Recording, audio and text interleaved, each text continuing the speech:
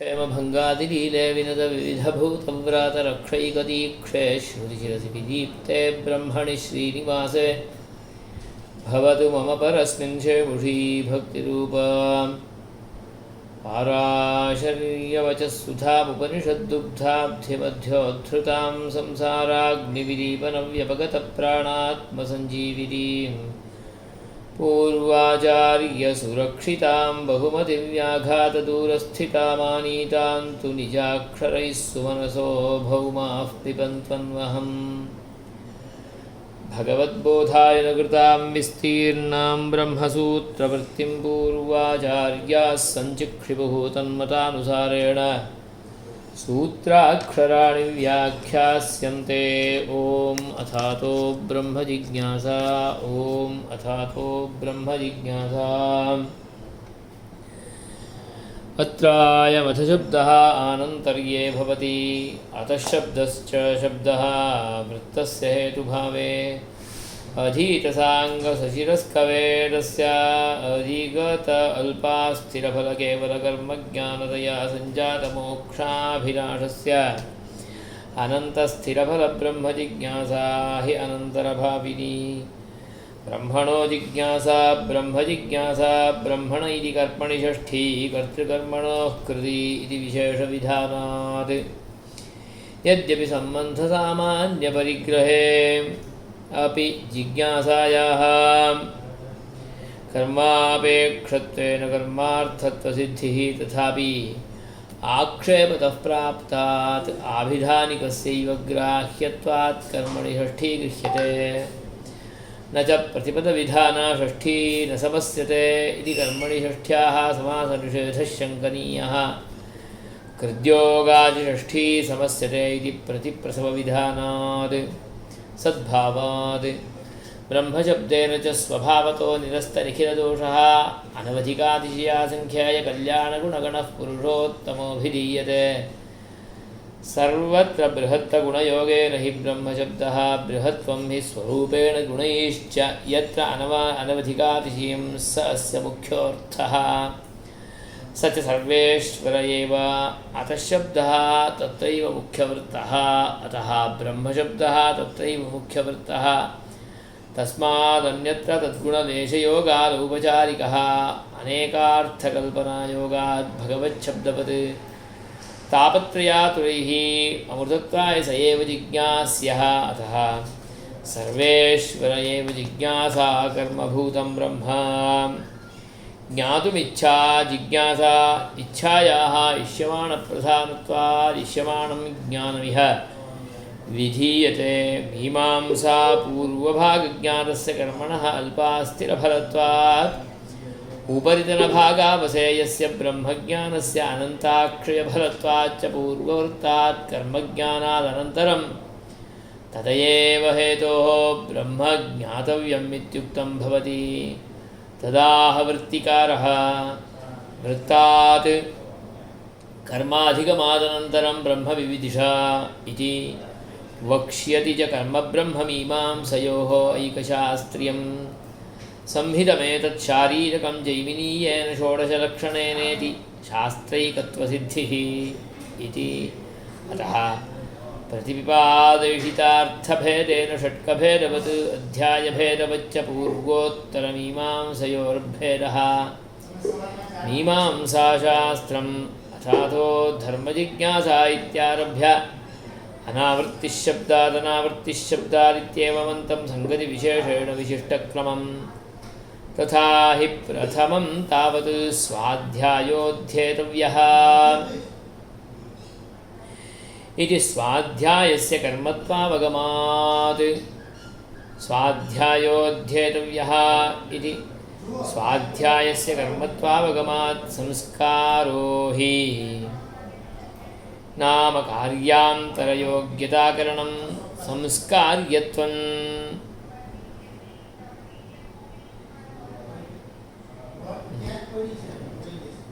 स्वाध्यायोऽध्येतव्यः इति अध्ययनेनैव स्वाध्यायशब्दवाच्य वेदाख्याक्षरराशेर्ग्रहणं विधीयते। तच्च अध्ययनं किं रूपम् कथञ्च कर्तव्यमित्यपेक्षायां अष्टवर्षं ब्राह्मणमुपनयीतादमध्यापयीता इत्यनेन श्रावण्याम्रोष्ठपद्यां वा उपाकृतेता विधियुक्तश्छन्दांस्यधीयीतमासान् विप्रोर्धपञ्चमान इत्यादि व्रतनियमविशेषोपदेशैश्च अपेक्षितानि विधीयन्ते। एवं सति सत्सन्तानप्रसूत सदाचारनिष्ठात्मगुणोपेतवेदविदाचार्योपनीतस्य व्रतनियमविशेषयुक्तस्य आचार्योच्चारणानूच्चारणरूपम् अक्षरराशिग्रहणफलमध्ययनमित्यवगम्यते। अध्ययनञ्च स्वाध्यायसंस्कारः स्वाध्यायोऽध्येतव्यः इति स्वाध्यायस्य कर्मत्वावगमात्। संस्कारो हि नाम कार्यान्तरयोग्यताकरणं संस्कार्यत्वञ्च स्वाध्यायस्य युक्तं धर्मार्थकाममोक्षरूपपुरुषार्थचतुष्टय तत्साधनावबोधित्वात् जपादिना स्वरूपेणापि तत्साधनत्वाच्च। एवं अध्ययनविधिये मंत्रवत् नियमवत् अक्षरराशिग्रहणमात्रे पर्यवस्यति। अध्ययनगृहीतस्य स्वाध्यायस्य स्वभावत एव प्रयोजनवदर्थावबोधित्वदर्शनात् गृहीतात् स्वाध्यायात् अवगम्यमानान् प्रयोजनवतः अर्थान् आपादतो दृष्ट्वा तत्स्वरूपप्रकारविशेषनिर्णयफलवेदवाक्यविचाररूपमीमांसाश्रवणे अधीतवेदः सः अधीतवेदः पुरुषः स्वयमेव प्रवर्तते। तत्र कर्मविधिस्वरूपे निरूपिते कर्मणाम् अल्पास्थिरफलत्वं दृष्ट्वा अध्ययनगृहीतस्वाध्यायिकोपदेशोपनिषद्वाक्येषु अमृतत्वरूप अनन्तस्थिरफलापादप्रतीतेः तन्निर्णय फलवेदान्तवाक्यविचाररूपशारीरकमीमांसायाम् अधिकरोति। तथा च वेदान्तवाक्यानि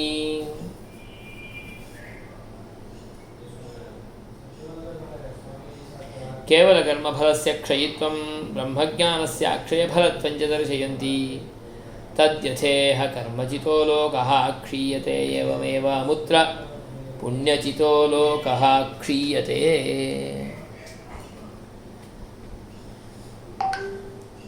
अधीतवेदः पुरुषः स्वयमेव प्रवर्तते।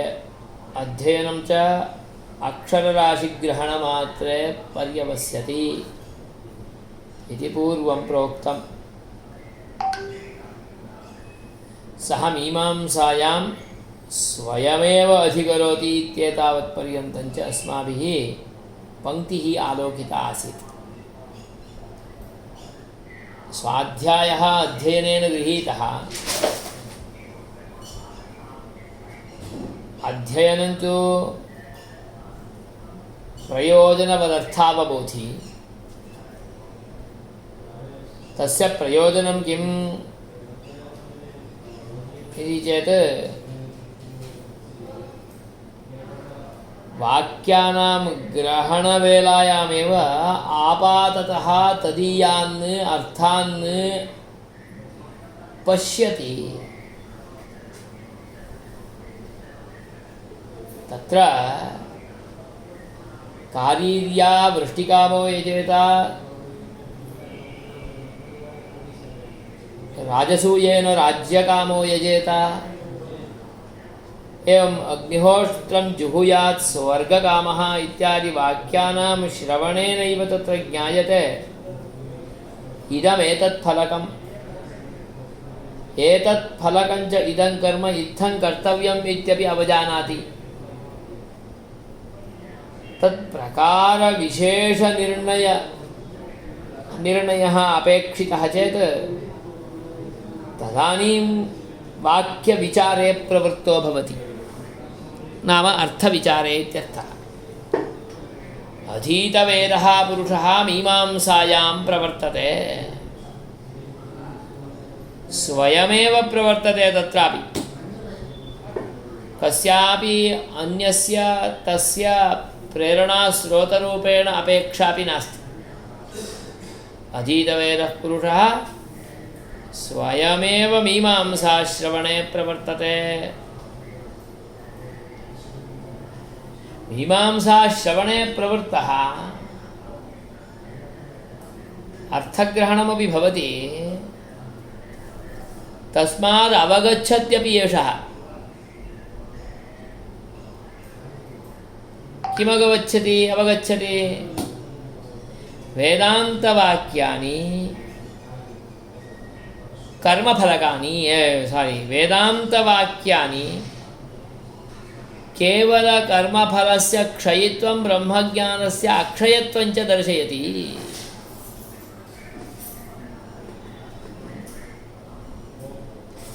वाक्यानि एतानि कर्म विधिस्वरूपे निरूपिते कर्मणाम् अस्थिरफलत्वम् अल्पफलत्वं च पश्यति। यतोहि तत्र स्पष्टरूपेण क्षीणे पुण्ये मर्त्यलोकं विशन्ति इत्यादि वाक्यादीनां श्रवणात् पुण्यक्षये पुनः एतस्मिन् संसारलोके एव अवतीर्णो भवति इति अवजानाति। एवञ्च इदमस्थिरम् इदमल्पम् इति विजानाति इत्यर्थः। अध्ययनगृहीतस्वाध्यायः स्वशाखा तस्य एकदेशः उपनिषद्भागः, तत्र तु अमृतत्वं फलम्। अमृतं फलं तत् फलं प्राप्नोति चेत् न स पुनरावर्तते इति तस्य पुनरावृत्तिः स्थिरफलत्वं च अवजानाति, आपाततः एव अवजानाति। तदानीं तन्निर्णयाय वेदान्तवाक्यविचारे प्रवृत्तो भवति। तन्निर्णयाय तत्र प्राप्ताधिकारः प्रविष्टो भवति। शारीरकमीमांसायाम् अधिकरोति।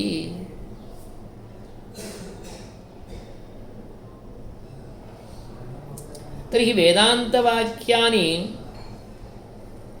कर्मफलस्य क्षयित्वं ब्रह्मज्ञानस्य अक्षयित्वं च उपपादयन्ति वा इति चेत् पश्यन्तु, वाक्यानि नैकानि वर्तन्ते यानि च कर्मज्ञानस्य क्षयित्वं ब्रह्मज्ञानस्य अक्षयित्वं च उपपादयन्ति। तेषां वाक्यानाम् आपाततः आलोकनेनैव इदं स्पष्टं भवति। विचारादिना च स्पष्टप्रतिपत्तिम् अवाप्नोति। तत्प्रकारादिकं निर्णयादिकं कर्तुं प्रभवति। तानि वाक्यानि कानि इति तदपि उपादाय उपदर्शयति। अन्तवदेवास्य तद्भवति न ह्यध्रुवैः प्राप्यते ध्रुवं तत् प्लवाह्येते अदृढा यज्ञरूपाः। तद्यथा इह कर्मचितो लोकः क्षीयते एवमेव अमुत्र पुण्यचितो लोकः क्षीयते। स्पष्टं वाक्यम्। इतः कर्मणा इतः अत्र अस्मिन् लोके कर्मणा स्वकर्मणा प्राप्तः लोकः फलविशेषादयः क्षीणो भवति। अस्मिन् लोके स्वप्रयत्नेन यत्किमपि प्राप्तम, जो कुछ भी हासिल किया हमारा प्रयत्नों से, उसका तो नाश निश्चित है। किमपि भूशयनादिकं स्थानादिकं वज्रवैडूर्यादिकं रत्नादिकं धनकनकादिकं धारापुत्रादिकमपि यद्यदवाप्तं तत्सर्वमपि धारापुत्रादिकमपि नष्टमेव भवति। यथा अत्र प्रयत्नेन कृत्या प्राप्तं तत्सर्वं नष्टं भवति, तथैव अत्र महता क्लेशेन अनुभूय कृतं यज्ञयागादिकं तत्फलरूपेण च यत् अवाप्नोति ज्योतिष्टोमादिफलरूपेण स्वर्गादिकं तदपि क्षीयते। पुण्यचितः पुण्येन चितः प्राप्तः पुण्यसम्पादनार्थं यज्ञयागादिकमनुष्ठाय तद्वारा लोकादिकं स्वर्गलोकादिकम् इंद्रादिलोकादिकं प्राप्नोति, तदपि क्षीयते। नष्टो भवति। अस्य अन्तवदेव तद्भवति, तत् अन्तवदेव भवति। अस्य जीवस्य कृते तत् प्राप्तं स्वर्गादिकम् अन्तवदेव भवति, नाशवदेव भवति, स्थिरं न भवति। यावत् पुण्यं तावदवस्थातुं प्रभवति इत्यर्थः। किमर्थम् एवम्? अध्रुवैः ध्रुवं प्राप्तुं न शक्यते, अनिश्चितैः निश्चितं प्राप्तुं न शक्यते इत्यर्थः। कर्मादिकं यद् वर्तते तत् करोति, तत् अल्पम्, अदृढं, तेन दृढं कथं प्राप्यते?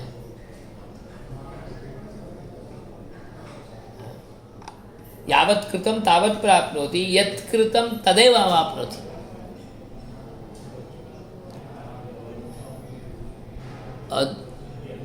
यज्ञादयः अदृढाः प्लवाः, अदृढैः दृढं प्राप्तुं शक्यते वा? न कदापि। किमर्थं दृढं न इति चेत् प्राप्यमाणं फलं दृढं नास्ति। स्वर्गादिकं प्राप्नोति, परन्तु स्वर्गे शाश्वतरूपेण भवितुं नार्हति। यतोहि स्वकीयेन प्रयत्नेन कृत्या प्रवृत्त्यादिना सहस्रशः यत्नादियोजनेन परिकरेण अनेन प्राप्तं, प्रयासेन प्राप्तं यावत् प्रयासफलं तावदेव वितिष्ठते। महता प्रयासेन परिरक्ष्य अत्र किमपि धनकनकादिकम् अवाप्यते चेदपि तत् सर्वतः परिरक्षितं चेदपि स्वकीय जीवन अन्तकालपर्यन्तः एव भवति। अनन्तरं तु किं भवति इत्यपि अवज्ञातुमपि न शक्नोति। सर्वम् अन्तवदेव। यज्ञरूपाः सर्वाः अपि प्लवाः। यथा समुद्रे प्लवाः भवन्ति, प्लवाः किञ्चित् कालं वितिष्ठन्ते, अनन्तरं समुद्रस्य वातविशेषः समायाति चेत् अदृढः सः प्लवविशेषः कुत्र गतः इत्येव न ज्ञायते, नामापि न श्रूयते।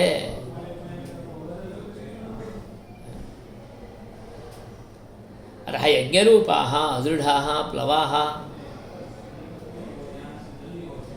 अतः लोकः परीक्ष्यः। कथं परीक्ष्यः इति चेत् कर्मचितः लोकः कियत्कालः अस्मत्सह भवति इत्याकारकः अंशः परीक्ष्यः। कर्मणः चितः लोकः परीक्ष्यः। चितः सम्पाद्यः, चीयमानः। महत् प्रयासादिकं कृत्वा फैक्ट्री द्वयं कंपनी त्रयं अन्यत् किमपि धनकनकादिकं सम्पत्त्यादिकं सर्वमपि एकत्रीकृतं महता प्रयत्नेन जितः अपि सः कियत्कालः वितिष्ठते, तस्य परीक्षाकार्या परिशीलनं कर्तव्यं। तत् कथमवाप्तं, तत् कियत्कालं भवति, कियत् सुखं मत्कृते यच्छति, कीदृशं सुखं यच्छति, तत् सुखं शाश्वतं वा इत्यादिकं सर्वं परिपूर्णरूपेण लोके विद्यमानः सर्वः अपि परीक्ष्यः। कथं परीक्ष्यः? सोदाहरणं परीक्ष्यम्।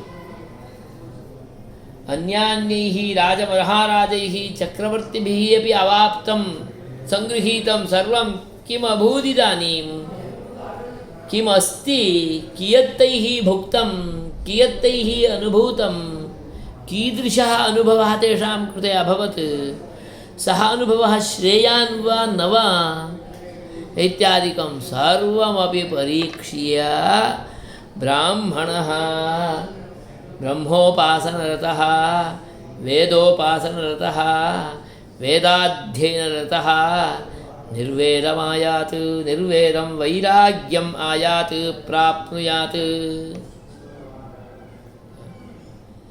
परीक्षां करोति चेत् अन्ततो गत्वा वैराग्यमेव भवति।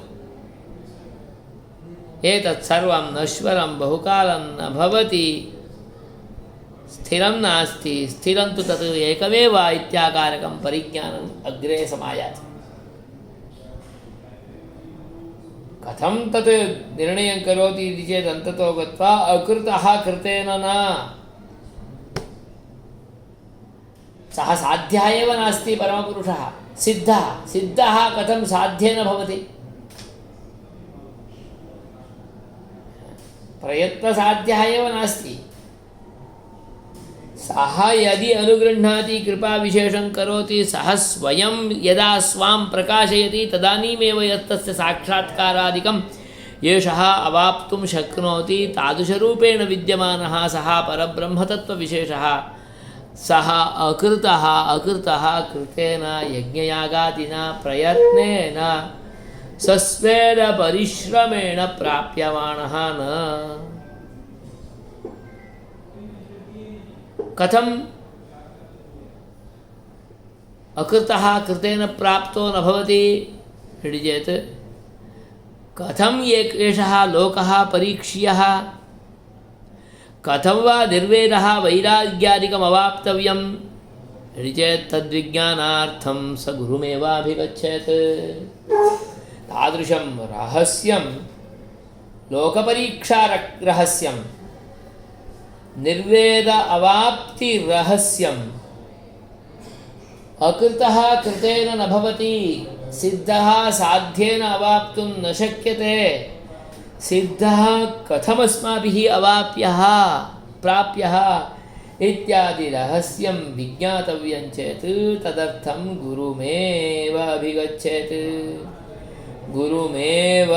गुरोः सान्निध्यमेव अवाप्तव्यम्, अन्यः मार्गः नास्ति। गुरुसन्निधिगमनमेव मार्गः। गुरुं यत्र क्वापि उपावेश्य अन्यत्र स्वीयं प्रयत्नं करोति चेदपि सः न प्राप्तुं शक्नोति। सः प्राप्यः तत्र भवेत् वासः कार्यः, गुरुकुलवासः कार्यः, अन्तेवासी भवेत्।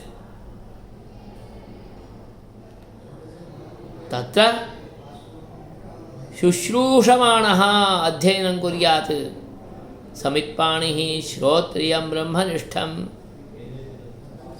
ब्रह्मणि स्थिरं निष्ठं, निःशेषेण स्थितं ब्रह्मनिष्ठं, श्रोत्रियं श्रुतिमार्गे एव विद्यमानं, श्रुतिमार्गे विद्यमानमिति चेत् तदध्ययने तदाधारे तस्मिन्नेव विद्यमानः इत्यर्थः। श्रोत्रियं ब्रह्मनिष्ठं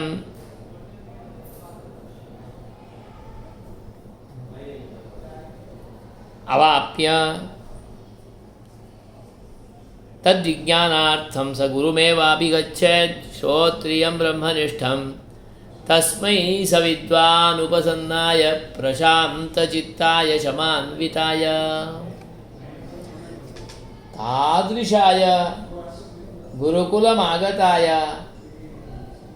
त्यागसम्पन्नाय शुश्रूषारताय शिष्याय विद्वान् सः समीपमागताय प्रशान्तचित्ताय शमदमादिसाधनसम्पत् सहिताय। शमः अन्तरिन्द्रियनिग्रहः, दमः बहिरिन्द्रियनिग्रहः, इन्द्रियनिग्रहादिभिः सहितः इत्यर्थः। तादृशाय उपसन्नाय तस्मै ब्रह्मविद्यां प्रोवाच। तत्त्वतः ब्रह्मविद्यां येन पुरुषम् अक्षरं तं सत्यं वेद। सत्यं पुरुषं सत्यस्वरूपेण विद्यमानं तं परमात्मानं सच्चिदानन्दविग्रहं सत्यं ज्ञानमनन्तं ब्रह्मा इत्यादिभिः स्वरूपलक्षणैः उच्यमानं तं ब्रह्मस् प्रोवाच प्रकर्षेण उवाच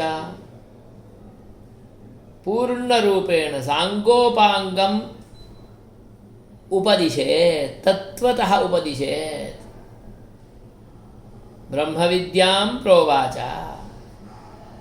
इति स्पष्टरूपेण उपपादनात्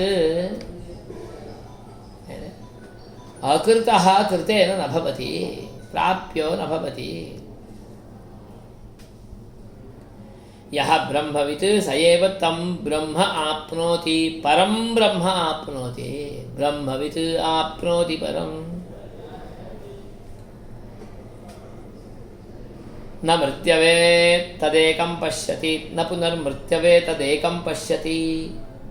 तत् एकं यदि पश्यति साक्षात्करोति तदनन्तरं मृत्यवे न।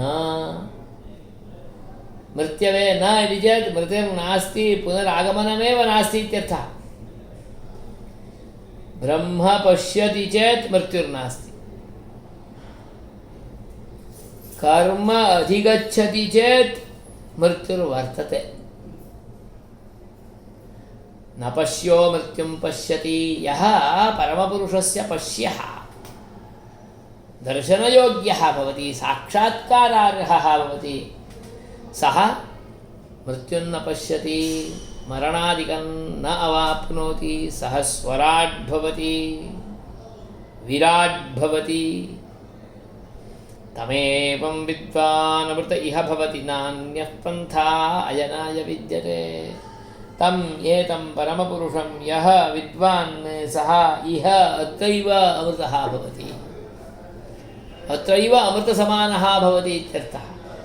अत्रैव परमपुरुषं प्राप्तैव भवति, अन्यः पन्थाः नास्ति अयनाय मृत्युतरणाय परमपुरुषप्राप्तये।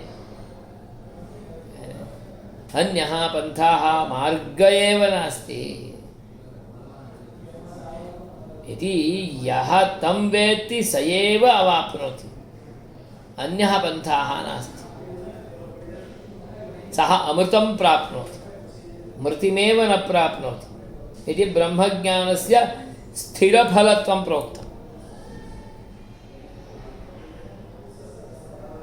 अकृतेन कृतं न भवति इति चेत् पुनः संसारमेव प्राप्नोति। अतः कृतेन अकृतं न भवति, कृतेन प्रयत्नादिना अनुष्ठीयमानेन कर्मजालेन अकृतं सिद्धं तत् परं ब्रह्म प्राप्तुं न शक्नोति इति कर्मज्ञानस्य क्षयीफलत्वं ब्रह्मज्ञानस्य अक्षयफलत्वं च स्पष्टरूपेण उपपादितं भवति खलु। तमेतं विद्वान् अमृत इह भवति, नान्यः पन्थायनाय विद्यते। पृथगात्मानं प्रेरितारं च मत्वा जुष्टस्ततस्तेनामृतत्वमेति। पृथक् आत्मानं स्वां जीवं परमपुरुषात् अन्यरूपेण मत्वा आत्मानं स्वां स्वान्तर्यामिणं परमपुरुषं प्रेरितारं प्रेरकरूपेण प्रेरणकर्तृत्वेन रूपेण मम सह एव अन्तर्यामिरूपेण विद्यमानः प्रेरयति इति स्वापेक्षया भिन्नत्वेन रूपेण पृथगात्मानम् इति स्वापेक्षया भिन्नत्वेन रूपेण प्रेरकत्वेन रूपेण अहं प्रेर्यः स च प्रेरकः इति मत्वा यः जुष्टः तस्मिन् लीनः ध्यानासक्तः उपासनासक्तः तस्य अनुध्याने निरतः तदीयकैङ्कर्यादिषु नवविधभक्त्यादिना युक्तः जुष्टः एव ततः तादृशभक्तिमार्गेणैव तादृश अनुसन्धानमार्गेणैव निरन्तरम् अनुस्यूतरूपेण परमपुरुषस्य तस्य अनुसन्धानेन एव ततः एव तेनैव अमृतत्वम् एति मरणराहित्यमेति मृतिराहित्यं चिरजीवित्वमेति नित्यतां भजते नित्यसुखं प्राप्नोति इत्यर्थः।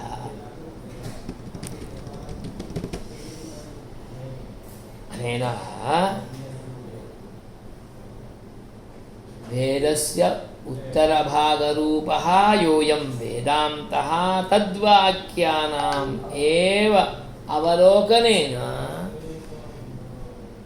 केवलकर्मज्ञानस्य क्षयित्वं ब्रह्मज्ञानस्य च अक्षय्यफलत्वं स्पष्टं भवति।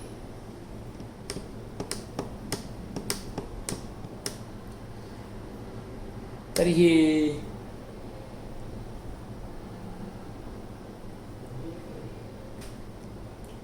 यदि अक्षय्यत्वं तत्रैव वर्तते, कर्मविचारे नास्ति, तर्हि आपाततः षडङ्गवेदाध्ययनं कृतम्, अङ्गसहितवेदाध्ययनं कृतम्, आपाततः ज्ञानमपि वर्तते, अर्थज्ञानमपि वर्तते, ब्रह्मज्ञानस्य अक्षयत्वम् अवगतं, कर्मज्ञानस्य क्षयित्वं च स्पष्टमभूत्, तर्हि कर्मविचारे किमर्थं प्रवृत्तिः मास्तु?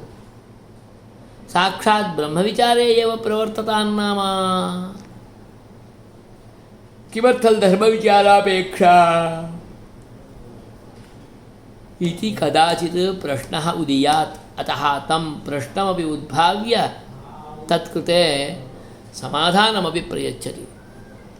ननु साङ्गवेदाध्ययनादेव कर्मणां स्वर्गादिफलत्वं स्वर्गादीनां च क्षयित्वं ब्रह्मोपासनस्य अमृतत्वफलत्वं च ज्ञायते एव। अनन्तरं मुमुक्षुः ब्रह्मजिज्ञासायामेव प्रवर्तताम्। किमर्था धर्मविचारापेक्षा? आक्षेपः ननु इति आक्षेपसूचकम् अव्ययम्। साङ्गवेदाध्ययनं कृतं तेनैव कर्मणां स्वर्गादिफलत्वं, कर्माणि अग्निष्टोमादीनि दर्शपूर्णमासादीनि तेषां च कर्मणां फलं स्वर्गादिकमेव। तत्तु स्वर्गादिकं क्षयि स्वर्गादीनां च क्षयित्वं। स्वर्गादिकं तु क्षयिफलमेव खलु। क्षीणे पुण्ये मर्त्यलोकं विशन्ति। यावत् पुण्यं तावदेव खलु इन्द्रलोकादीनां सुखमनुभोक्तुं शक्नोति। अनन्तरं मुमुक्षुः स्वत एव ब्रह्मजिज्ञासायाः मार्गे एव गच्छेत्। यतोहि ब्रह्मफलम् अमृतफलम् अक्षयफलम् इत्येवं रूपेण विजानाति। तज्ज्ञायते एव अमृतफलत्वं ब्रह्मोपासनस्य। तर्हि तत्रैव प्रवर्ततां मुमुक्षुः ब्रह्मजिज्ञासायामेव। किमर्थं धर्मविचारापेक्षा? अथातो धर्मजिज्ञासा इत्यादिरूपेण जैमिनिसूत्रादि आधारेण पूर्वकाण्डविचारे किमर्थं वा प्रवर्तते एषः? किमर्था धर्मविचारापेक्षा?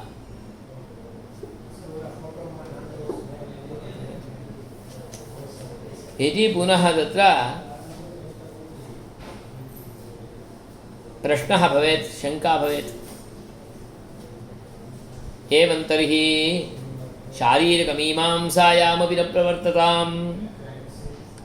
साङ्गवेदाध्ययनादेव कृत्स्थस्य ज्ञातत्वात्। एवं प्रश्नः भवति चेत् ब्रह्मजिज्ञासायामपि प्रवृत्तिः न भवति। यतोहि ब्रह्मजिज्ञासायां प्रवृत्तिः किमर्थं? ब्रह्मजिज्ञासया ब्रह्म उपासनमेव करोतु नाम साक्षात्। यतोहि ब्रह्मजिज्ञासाया ब्रह्म जानाति चेत् तदुपासनादिकम् अवगच्छति चेत् तत्प्रकारादिकम् अवगच्छति चेत् तद्वारा ब्रह्मोपासनमेव करोति। ब्रह्मोपासनेनैव मोक्षः। तर्हि साक्षात् मोक्षकारणभूतं ब्रह्मोपासनमेव कुर्यात्। ब्रह्मजिज्ञासां किमर्थं कुर्यात्? एवं तर्हि शारीरकमीमांसायामपि न प्रवर्तताम्। शारीरकमीमांसायामपि प्रवृत्तिः मास्तु। साङ्गवेदाध्ययनेनैव ज्ञातं खलु। निश्चयं फलम् इति साक्षात् ब्रह्मोपासनमेव उक्त्येतां ब्रह्मविचारः किमर्थः नापेक्षितः खलु यदि धर्मविचारः किमर्थः इत्येवं रूपेण शङ्का उदेति तर्हि ब्रह्मविचारः किमर्थः इत्यपि शङ्का उदेत्येव उभयोः अयं समानः एव प्रश्नः इति अभिप्रायः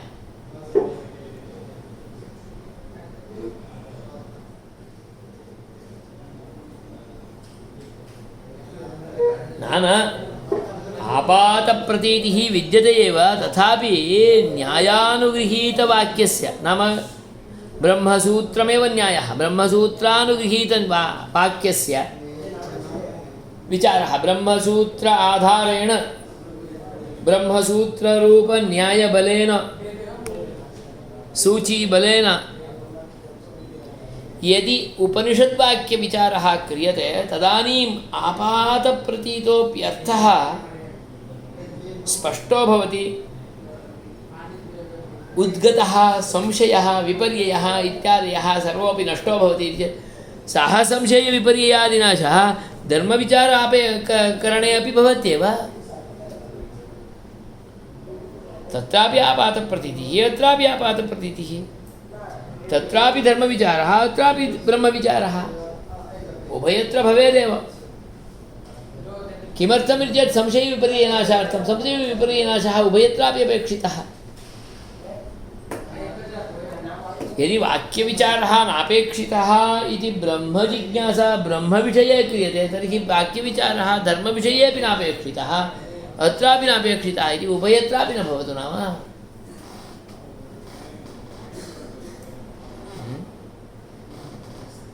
अत्र अर्थनिश्चयार्थं क्रियते चेत् तत्रापि अर्थनिश्चयार्थं कुर्वन्तु अर्थनिश्चयः कथं भवति चेत् संशयविपर्ययनाशात् भवति संशयविपर्ययनाशः उभयत्रापि अपेक्षितः एव तन्निर्णयाय वेदान्तविचारः कर्तव्यः इति चेत् तथैव मोक्षविचारेपि धर्मविचारेपि धर्मविचारः कर्तव्य एव धर्मविचारोऽपि कर्तव्य इति पश्यतु भवान् इति उभयोः सः समानः आक्षेपः इत्यर्थः अतः तन्निर्णयाय वेदान्तविचारः कर्तव्य इति चेत् तथैव धर्मविचारोऽपि कर्तव्य इति पश्यतु भवान्